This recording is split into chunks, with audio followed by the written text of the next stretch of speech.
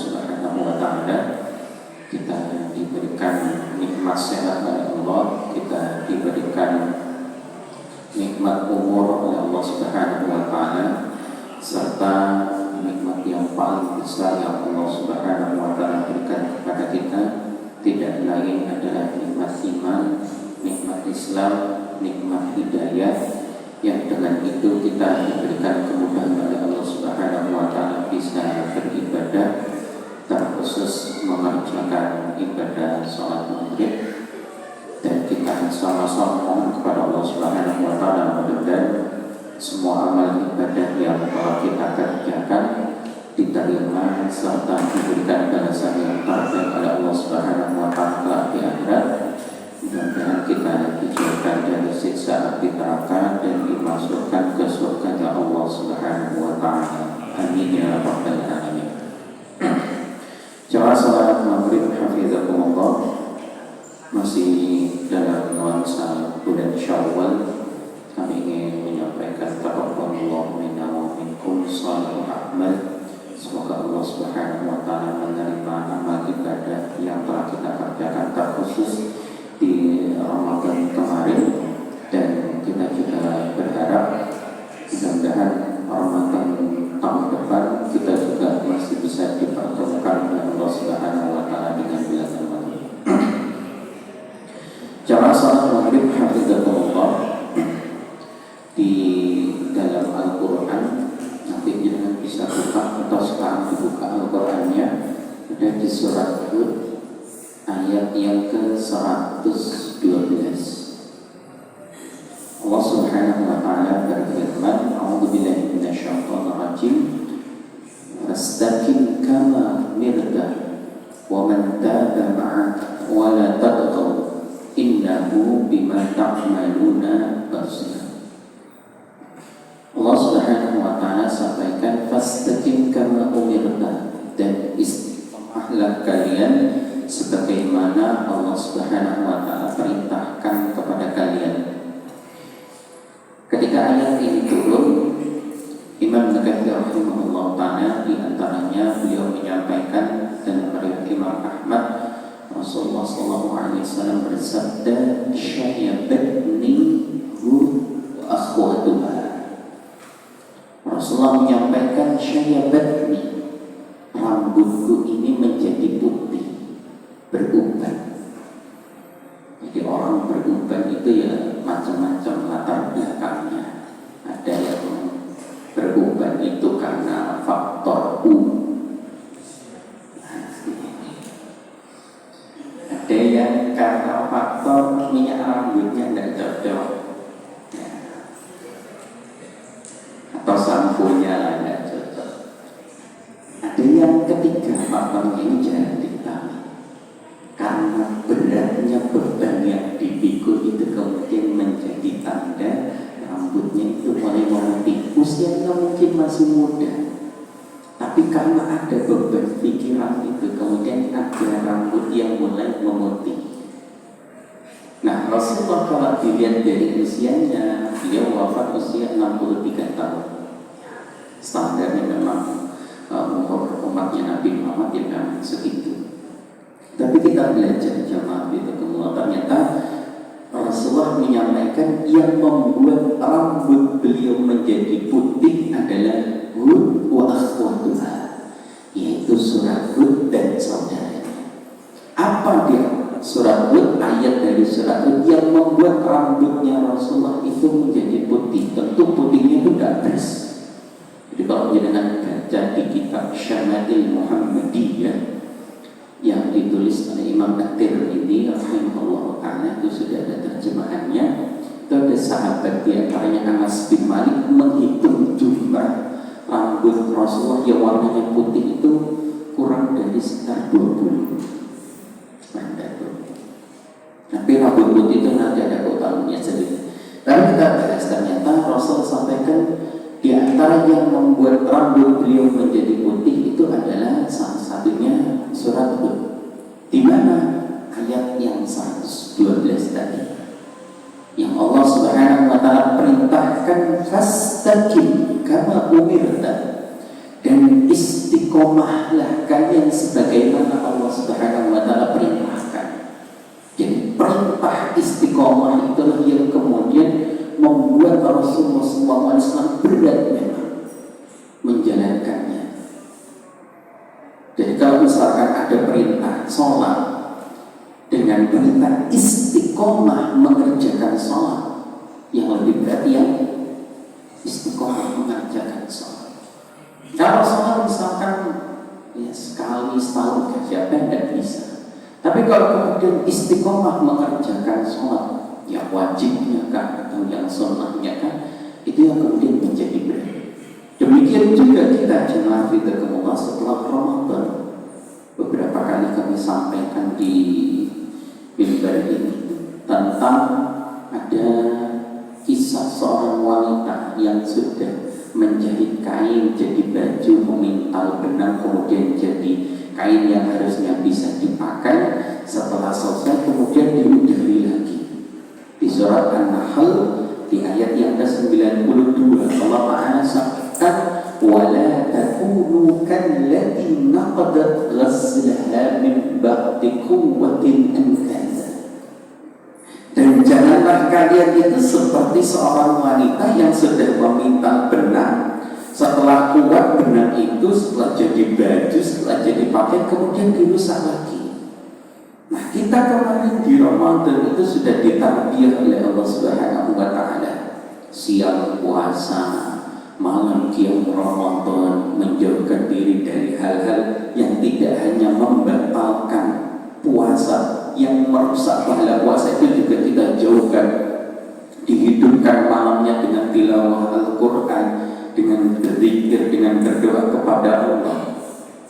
Hal-hal yang baik. Nah, pertanyaannya apakah yang baik itu masih bisa kita istiqomahkan di bulan Ramadan, di bulan Syawal ini, dan juga seterusnya sampai nanti bertemu dengan bulan Ramadan di tahun yang berikutnya. Jadi PR besar kita setelah Ramadan itu adalah bagaimana mengistiqomahkan semua amalan-amalan yang sudah kita lakukan di bulan Ramadan. Tentu semuanya itu karena taufik dari Allah Subhanahu wa taala, dan di antara ikhtiar kita mengistiqomahkan kebaikan-kebaikan yang sudah ada di dalam bulan Ramadan, kemudian kita bawa di bulan Syawal, bulan Dzulqa'dah, bulan Dzulhijjah, dan Muharram berikutnya sampai nanti ketemu dengan bulan Ramadan. Di antara caranya adalah yang seperti ini: menghadiri majelis ilmu, bertemu dengan orang-orang salih. Makanya Rasulullah kan sampaikan di antara faedahnya berkawan dengan orang-orang salih itu kan, Rasulullah menyampaikan ad-dinul mar'i ala khalilihi. Agama seseorang itu tergantung kebulannya itu siapa, dia berkawan dengan siapa kemudian dia bergaulnya, berada di lingkungan yang baik atau tidak. Kalau kawan-kawannya baik, lingkungannya itu juga baik, insya Allah agamanya ini juga akan baik. Tapi kapan orang misalkan secara pribadinya itu baik, tapi karena gembulannya ke api, kemudian berada di lingkungan yang juga lingkungan yang gak baik, sedikit banyak nanti kebaikan-kebaikan yang ada dalam dirinya perlahan itu akan luntur. Nah, ini diantara ikhtiar kita jemaah fitrahumullah untuk mengistiqomahkan kebaikan-kebaikan yang sudah kita kerjakan di bulan Ramadan, kita bawa di luar bulan Ramadan, kemudian kita bermohon kepada Allah Subhanahu wa taala mudah-mudahan bisa dipertemukan di bulan Ramadan tahun berikutnya.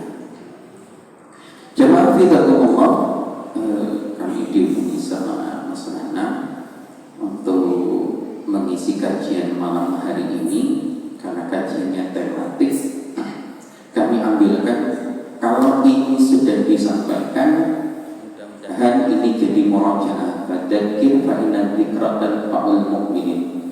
Berikanlah peringatan karena peringatan itu bermanfaat bagi orang-orang yang beriman.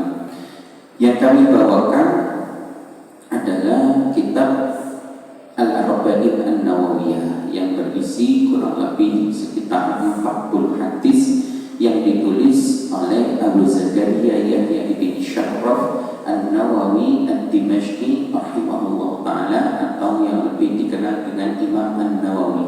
Di antara kitab yang beliau tulis selain Arba'in An-Nawawiyah ada Riyadhus Shalihin, kemudian ada Syarh Muhadzab, syarahnya Imam Muslim. Itu kitab-kitab beliau. Kami bawakan ini kitab beliau yang paling tipis, Arba'in An-Nawawiyah. Kita nggak semuanya, karena kalau dibahas semuanya besok dengan baru pulang kalau dibahas semuanya. Jadi kita bahas salah satu saja. Ada 42 hadis, bukan diantaranya yang bagian pertengahan, yaitu di hadis nomor urut 23, al-hadis al-thalitha wal-'ishrun, hadis ke-23. Di antaranya kalau di kitab-kitab yang sudah diterjemahkan dari Arba'in An-Nawawiyah diberikan judul dengan sarana-sarana kebaikan. Ada banyak faedah dari hadis ini. Kami bacakan dulu hadisnya. Imam An-Nawawi rahimahullah ta'ala di hadis yang ke-23 beliau membawakan riwayat dari Imam Muslim an Abi Malik, dari Abi Malik. Ini namanya kunyah. Ya, kunyah itu biasanya disandarkan kepada nama anak. Ya, nama anak biasanya anak laki-laki atau anak perempuan. Contoh Rasulullah, nggak ada putra. Di antaranya kalau yang laki-laki ada Qasim, ada Abdullah. Makanya Rasul kemudian di antara kunyahnya beliau adalah Abdul Qasim, bapaknya Qasim. Umar bin Khattab juga punya kunyah. Kunyahnya diambil dari nama putri beliau yang juga adalah salah satu istrinya Rasulullah, yaitu Hafsah binti Umar. Umar bin Khattab dikenal dengan kunyahnya Abu Hafsah. Hadis ini dibawakan oleh sahabat Abu Malik yang nama aslinya adalah Al-Harith bin Asim Al-Ash'ari radhiyallahu ta'ala anhu, salah seorang sahabat yang meninggal dunianya diantaranya karena wabah Ta'un Amwas.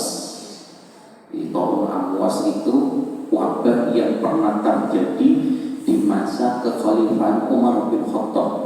Terjadi Ta'un Amwas di sekitaran Syam. Sampai kemudian Syam itu 3 kali ganti gubernur. Habis Abu Ubaidah Amir bin Jarrah meninggal dunia, ganti Mu'ad bin Jabal. Mu'ad bin Jabal itu meninggal dunia, baru ganti sahabat Amr bin As radhiyallahu ta'ala anhu. Di tahun Amwas itu kalau dulu kita mengalami masa yang namanya Covid itu. Nah, Covid itu sebenarnya tidak ada apa-apanya kalau dibandingkan tahun Amwas. Tahun itu pagi kena, sore meninggal, sore kena, paginya meninggal dunia. Saking ganasnya. Sampai di masa itu kaum muslimin yang wafat itu lebih dari 20.000. Untuk ukuran masa itu jumlahnya sangat banyak jika dibandingkan sekarang. Ya. Tapi karena mengikuti petunjuk dari Rasulullah SAW, tahun Amwas itu selesai kurang dari 1 bulan. Ya, 1 bulan. Insyaallah kapan kita bahas. Sahabat Al-Harith bin Asim radhiyallahu ta'ala anhu, beliau menyampaikan qala Rasulullah sallallahu alaihi wasallam, suatu hari Rasulullah sallallahu alaihi wasallam bersabda. Yang pertama, ada beberapa syarat kebaikan. Dengan ingat-ingat, kemudian berdoa minta kepada Allah supaya bisa diberikan kemudahan untuk mengamalkannya. Yang pertama, Rasulullah menyampaikan at-tuhuru syatrul iman. At-tuhur, bersuci itu adalah separuh atau bagian dari keimanan. Mungkin kalau dulu yang pernah madrasah itu pernah kemudian belajar tentang kalimat-kalimat thayyibah, di antaranya adalah an-nadhafatu minal iman. Nah, kalau yang an-nadhafatu itu bukan dari hadis, tapi maknanya enggak salah. Yang hadis itu at-tuhuru syatrul iman, satu. Yang kedua, walhamdulillahi Alhamdulillahi tamla'ul mizan. Alhamdulillah, kalimat tahmid itu tamla'ul mizan, memenuhi timbangan. Timbangan yang dimaksud adalah timbangan amal nanti di akhirat. Itu dipenuhi dengan kalimat alhamdulillah. 2. 3. Wa subhanallahi walhamdulillahi tamla'u aw tamla'ani ma bainas samai wal ardh. Kalimat subhanallah walhamdulillah, dua kalimat itu memenuhi antara langit dan bumi. Insyaallah. 3. Yang keempat, wassalatu nurun. Salat itu nur, cahaya. 4. 5. Wassadaqatu burhanun. Sedekah itu adalah bukti. Kami berhenti sampai sini dulu, sampai 5. Ada kita kenal yang namanya ada zakat, ada infak, ada sedekah. Bedanya, kalau zakat itu ada nisabnya, ada haulnya, itu zakat. Dikeluarkannya kalau sudah mencapai nisabnya, haulnya kalau sudah sampai ketemu haulnya 1 tahun. Kemudian kalau infak itu lebih kepada yang sifatnya materi, uang, makanan, bisa barang. Kalau sedekah ini sifatnya umum, tidak harus materi, bisa jadi jenengan bantu orang lain, misalkan memindahkan barang atau mengangkat barang ini ke kendaraan, itu masuk sedekah. Jenengan ketemu dengan saudara sesama kaum muslimin, Rasulullah sampaikan, tabassamuka fi wajhi akhika shadaqah. Senyummu kepada saudaramu itu adalah sedekah. Ya, tapi apunten, ini jangan kemudian dijadikan guyonan. Jenengan datang ke takmir masjid ini bagian bendahara, Mas, saya mau sedekah. Dan niatkan kwitansi, mau ditulis sedekahnya berapa, mesam. Nah,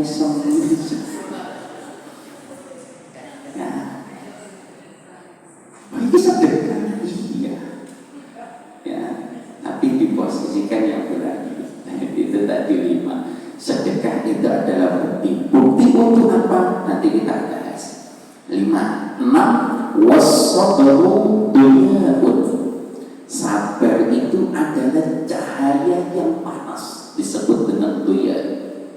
Kemudian 7. Wal Qur'anu hujjatun laka aw 'alaika.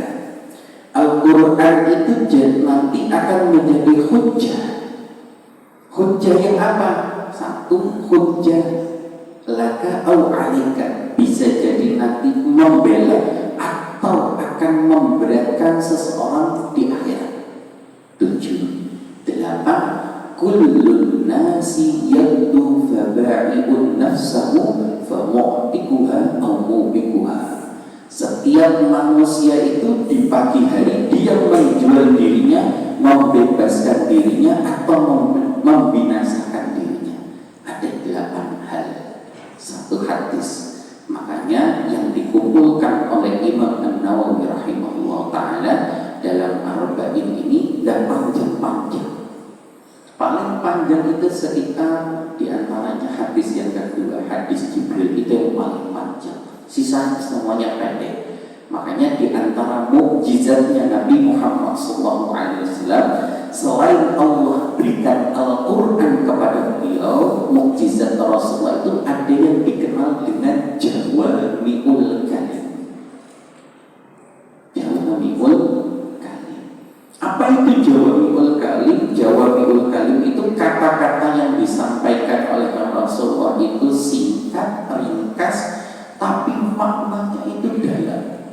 Seperti satu hadis ini berisi ada 8 faedah setidaknya. Nah, ini yang akan kita bahas satu persatu. Nah, yang pertama, Nabi Nabi Sallallahu Alaihi Wasallam menyampaikan at-tuhuru syatrul iman. Bersuci itu separuh dari iman. Bersuci yang dimaksud ini bersuci yang seperti apa? Setidaknya ada 3 makna. Dan 3 makna ini satu dengan yang lainnya tidak kemudian saling bertentangan, malah bisa jadi saling melengkapi.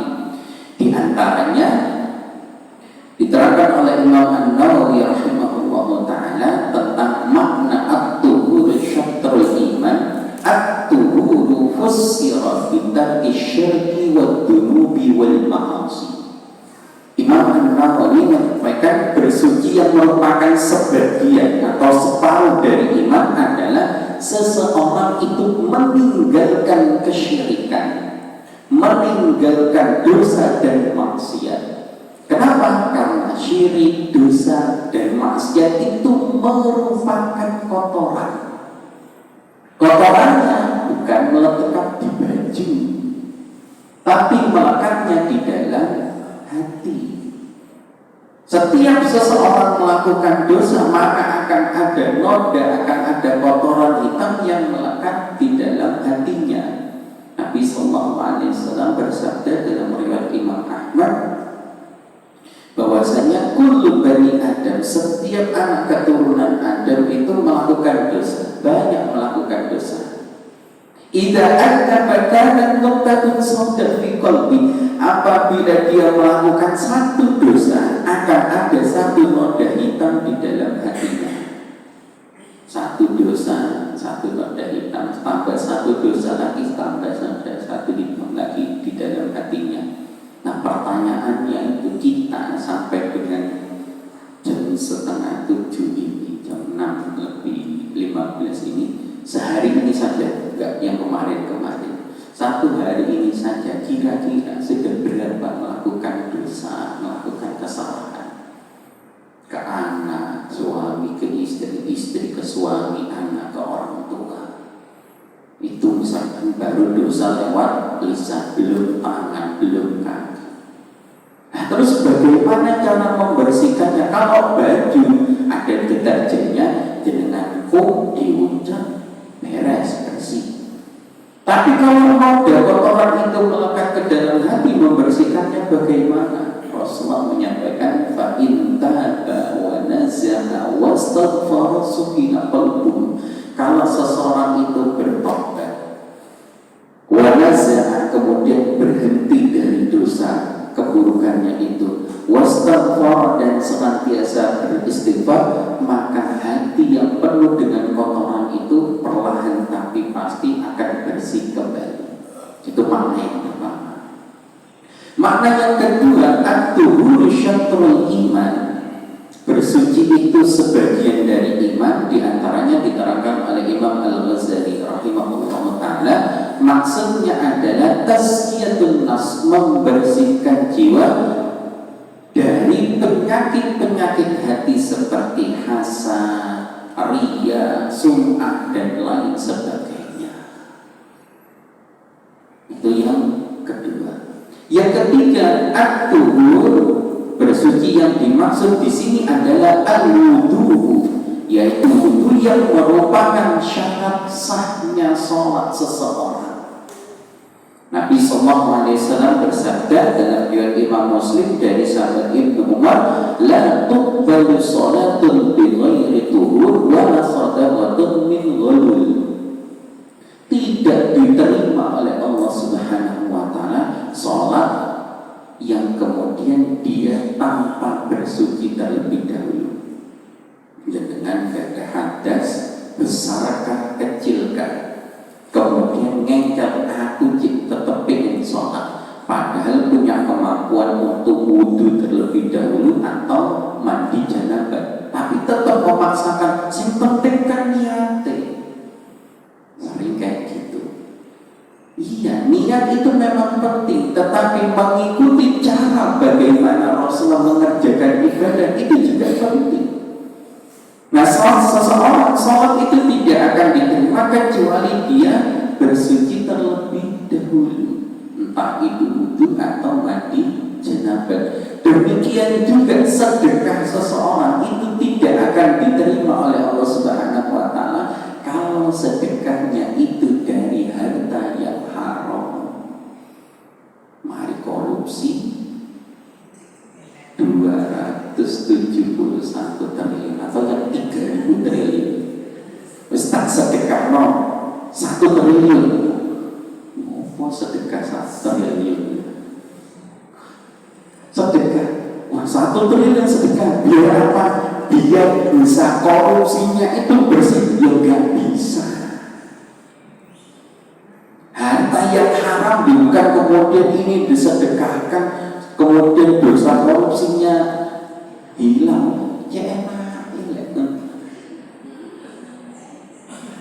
Atau habis korupsi berapa triliun budal kaji yang plus terus gak pakai nunggu dulu, langsung tak ini daftar tahun ini berangkat, kurang apa coba ya, tapi gak akan bisa. Makanya Rasulullah menyampaikan innallaha thayyibun la yaqbalu illa thayyiban. Allah itu maha baik dan Allah hanya menerima yang baik-baik. Yang gak baik gak akan diterima. Nuri pabrik homer, wah sehitung itu zakat harus masuk haul zakat. Dari harta apa? Pabrik homer ya kan. Karena asalnya itu sudah haram. Sesuatu yang haram itu bukan kemudian dikeluarkan sedekahnya, tapi ditinggalkan. Itu makna yang pertama. Dari wudhu itu, dari bersuci itu banyak sekali faedahnya. Di antaranya setiap anggota wudhu yang terbasuh dengan air wudhu itu nanti akan membersihkan dosa-dosa kita. Hanya kalau wudhu kemudian ya berusaha wudhunya yang sempurna. Dan yang kedua, jamaah fillah, Nabi sallallahu alaihi wasallam menyampaikan walhamdulillahi tamla'ul mizan. Kalimat alhamdulillah itu memenuhi timbangan. Timbangan yang dimaksud adalah timbangan amal kita nanti di akhirat. Ya. Kemudian diantaranya diterangkan juga oleh Imam An-Nawawi rahimahullah ta'ala. Beliau kemudian membawakan riwayat dari Imam Al-Bukhari dan Imam Muslim dari sahabat Abu Hurairah. Di antaranya yaitu kalimatani habibatani ila rahman khafifatani 'alal lisan sakilatani 'alal mizan. Ada dua kalimat, jadi sama alhamdulillah dan subhanallah. Kata Nabi sallallahu alaihi wasallam ada dua kalimat habibatani ila rahman, dua kalimat ini sangat dicintai oleh Ar-Rahman, Allah Subhanahu wa taala. Khafifatani 'alal lisan, ringan diucapkan oleh lisan, enggak ada 5 detik mengucapkan ini. Thaqilatani fil mizan, berat di timbangan amal. Apa itu? Subhanallah wa bihamdi subhanallahil azim. Kalimat dzikir itu alhamdulillah subhanallah wa bihamdi itu kalau kita ucapkan jamaah bid'ah akan menjadi pemberat timbangan kebaikan kita di akhirat kelak. Karena satu hari Aisyah radhiyallahu taala anha itu pernah nangis. Dalam riwayat Imam Ahmad disebutkan Aisyah itu nangis, ditanya oleh Rasulullah SAW, "Ma yubkiki?" Apa yang membuatmu menangis wahai Aisyah? Aisyah kemudian menjawab, "Aku ingat baca tentang ayat-ayat Al-Quran, kemudian ada ayat yang menjelaskan tentang neraka, tentang siksa." Itu sedih Aisyah, nangis. Kemudian Aisyah tanya, "Apakah engkau wahai Rasulullah nanti akan ingat dengan keluarga?"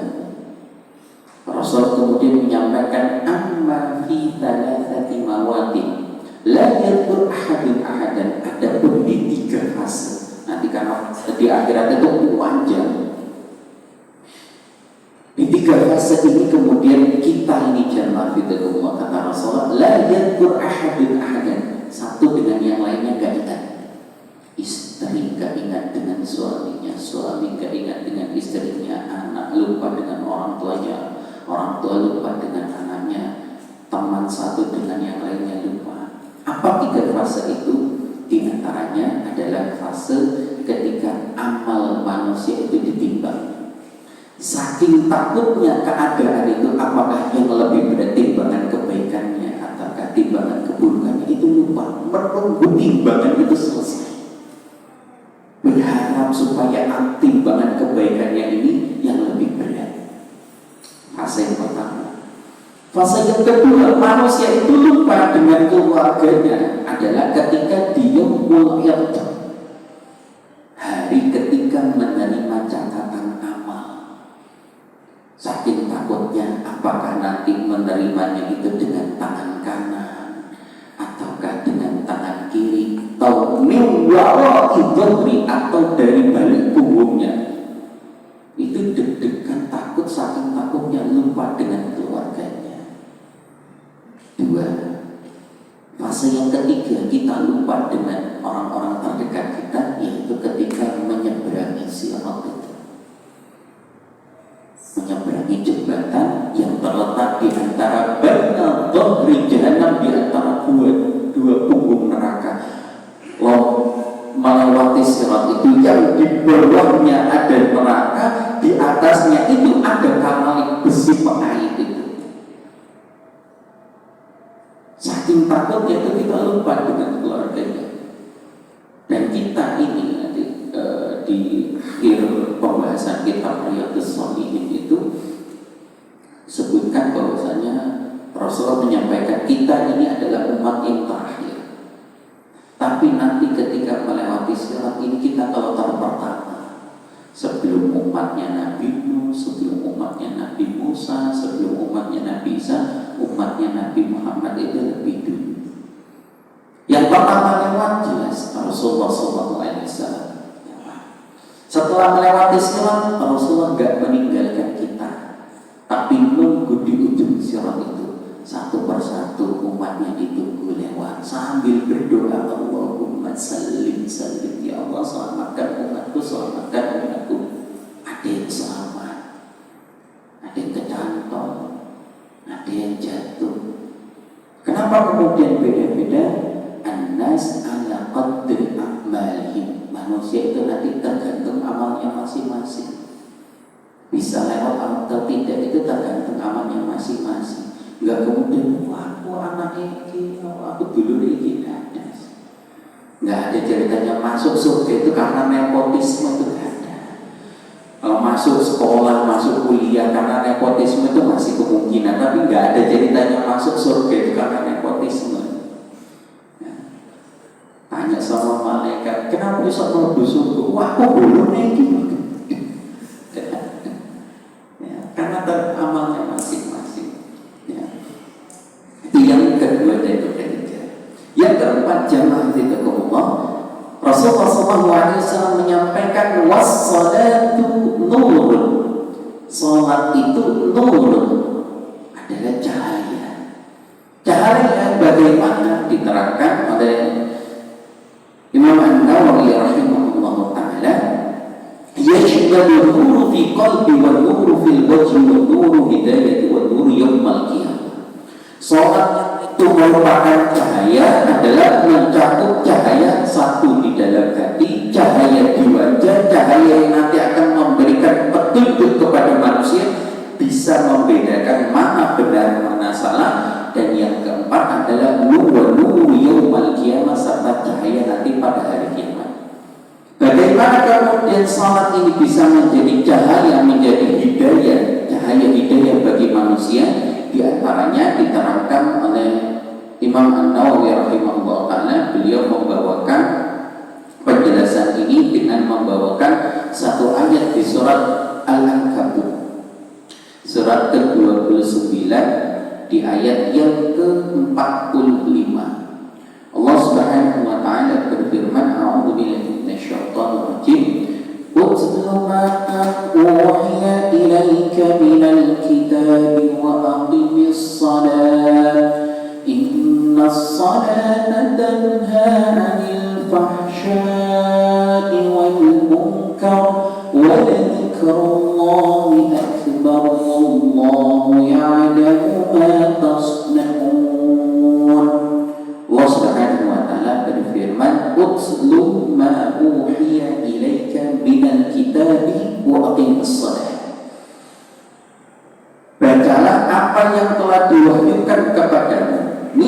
tapi dari Alkitab, yaitu Al-Quran. Wa aqimis shalah, dan dirikanlah salat. Inna salata tanha 'anil fahsya'i wal munkar. Karena salat itu dapat mencegah seseorang dari perbuatan keji dan munkar. Tapi kemudian ada pertanyaan begini, jamaah fidullah. Allah, iwi sholat, tapi kelakuannya jimono aja. Omongannya gila saya misalkan. Orang itu gak pernah selamat dari tangan dan kakinya, berbuat dolim terus padahal sholat.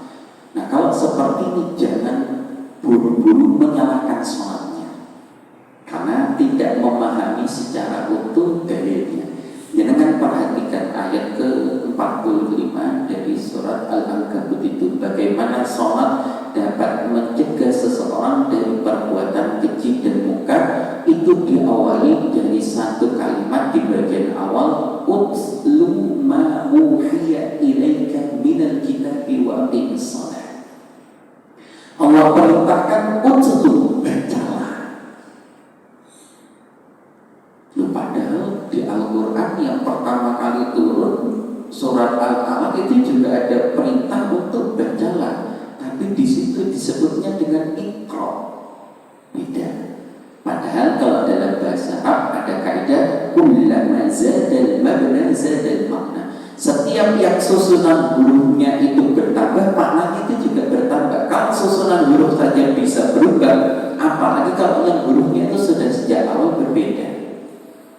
Nah sedangkan kalau diterjemahkan antara utslu dengan ikra itu diartikannya sama-sama artinya bacalah. Nah, terus bedanya di mana?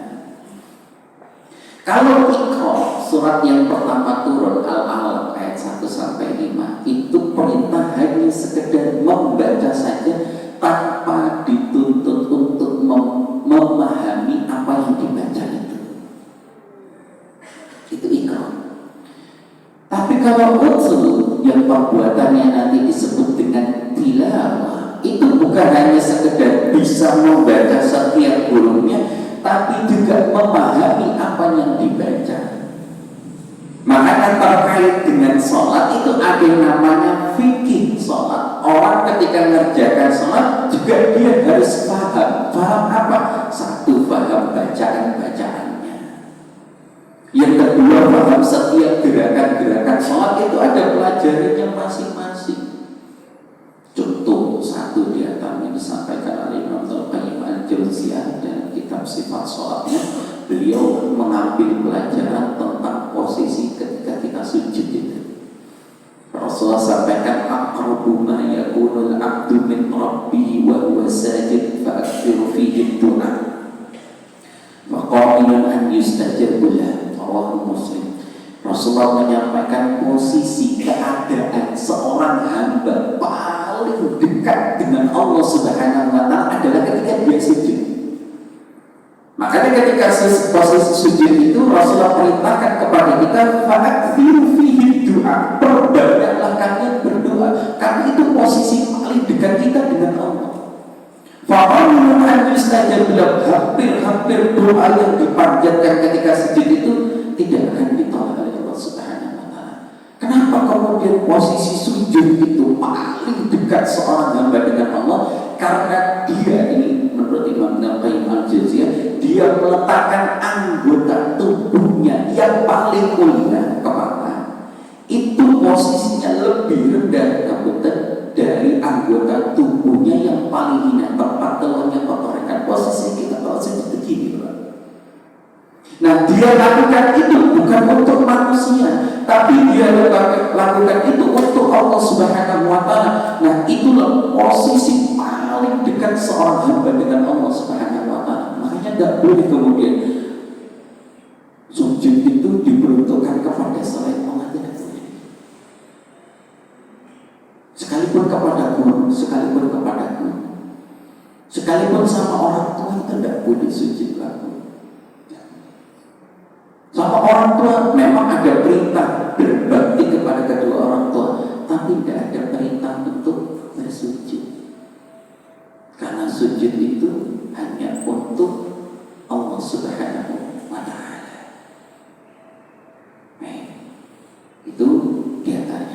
Yang berikutnya diterangkan oleh Imam An-Nawawi rahimahullah ta'ala, makna was-salatu nurun, salat itu adalah cahaya. Beliau kemudian membawakan riwayat dari Imam Abu Dawud dan juga riwayat Imam At-Tirmidzi bahwasanya Rasulullah SAW bersabda, berikanlah kabar gembira al-masyaina fid dunya ila al-masajid bin nuri tabi yaumil qiyamah. Berilah kabar gembira kepada orang yang berjalan menuju masjid dengan pahala berupa cahaya yang sempurna. Ini keutamaan diantaranya Allah Ta'ala berikan cahaya kepada orang yang berjalan ke masjid. Makanya kemudian di antara adab kita ketika ke masjid itu, ini nanti kondisional. Kalau jarak rumahnya dengan ke masjid itu cukup jauh, ya, kemudian bila kalau ini tetap memaksa jalan kaki sampai di masjid, mungkin nanti sholatnya jadi masbuk. Nah kalau gitu silakan pakai kendaraan.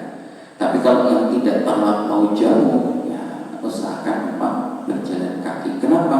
Karena jalan kaki itu setiap langkah kaki kanan kita mengangkat derajat, langkah kaki kiri kita menghapuskan dosa. Makanya Nabi Sallallahu Alaihi Wasallam kemudian beliau mengajarkan kepada kita doa berjalan menuju tempat sholat kita, berjalan menuju masjid.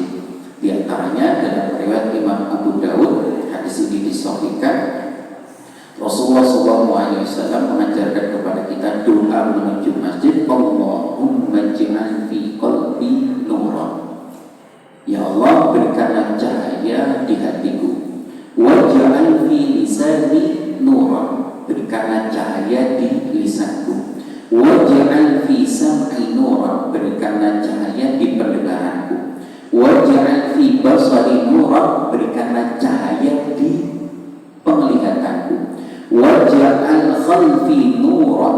Berikanlah cahaya di belakangku. Wa amami nuran. Di depanku cahaya. Wa min fawqi nuran. Di atasku cahaya. Wa min tahti nuran. Di bawahku cahaya. Allahumma a'udhim li nuran. Dan ya Allah, berikanlah kepadaku cahaya. Kenapa kemudian kita sangat butuh cahaya? Ini kaitannya tadi ketika seseorang menyeberangi sirat.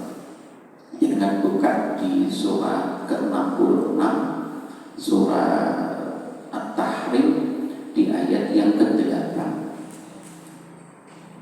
Di awal ayatnya itu tentang taubat, tapi di akhir ayatnya yang akan kita ambil, Allah Subhanahu wa Ta'ala berfirman, ayat ke-8 surah At-Tahrim, Ya ayyuhalladzina amanu tubu ila Allahi taubatan nasuhan asa rabbukum an yukaffira ankum sayyi'atikum wa yudkhilakum jannatin tajri min tahtiha al-anhar yawma la yukhzi Allahu an-nabiyya wal-ladzina amanu ma'ahu nuruhum yas'a baina aydihim wa bi aymanihim yaquluna rabbana atmim lana nurana waghfir lana innaka ala kulli syai'in qadir. Di bagian akhir ayat ke-8 surah At-Tahrim itu ada permohonan dari orang-orang yang beriman, minta kepada Allah Subhanahu wa Ta'ala, Rabbana atmim lana nurana waghfir lana.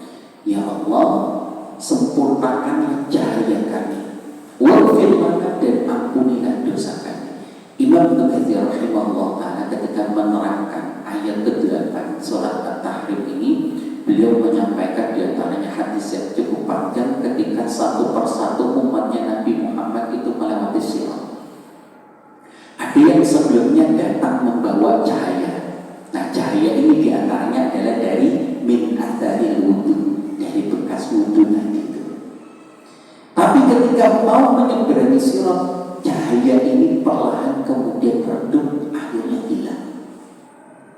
Inilah cahayanya orang-orang munafik yang mereka mengerjakan wudu, mereka mengerjakan salat, tapi wudu, sholat, ibadahnya bukan karena Allah Subhanahu wa Ta'ala, tapi karena pamer, akhirnya cahayanya itu kemudian redup, hilang. Nah, orang-orang yang beriman itu khawatir kalau cahaya yang mereka miliki ini kemudian redup. Sebelumnya berani sirat, mereka berdoa minta kepada Allah Subhanahu wa Ta'ala, Rabbana atmim lana nurana waghfir lana. Ya Allah, sempurnakanlah cahaya kami. Jangan seperti cahayanya orang-orang munafik yang kemudian redup dan hilang. Ini di antara yang pentingnya kemudian kita jawab fitrahullah, minta kepada Allah Subhanahu wa Ta'ala, berangkat dari rumah ke masjid, berdoa, Allahumma ij'al fi qalbi nuran wa fi lisani nuran wa fi sam'i nuran wa fi basari nuran wa min amami nuran wa min khalfi nuran wa min fawqi nuran wa min tahti nuran. Supaya apa? Nanti kalau menyeberangi sirat itu bisa gampang, ada cahayanya. Kenapa kita butuh cahaya? Ya karena api neraka itu warnanya hitam dan gelap sekali. Jadi bukan hanya sulitnya seseorang ketika menyeberangi sirat, di bawahnya api neraka yang berwarna hitam, kemudian ada besi pengait di atasnya itu, tapi dia juga berusaha supaya cahaya yang sudah dia bawa ini kemudian tidak redup. Nah, caranya bagaimana?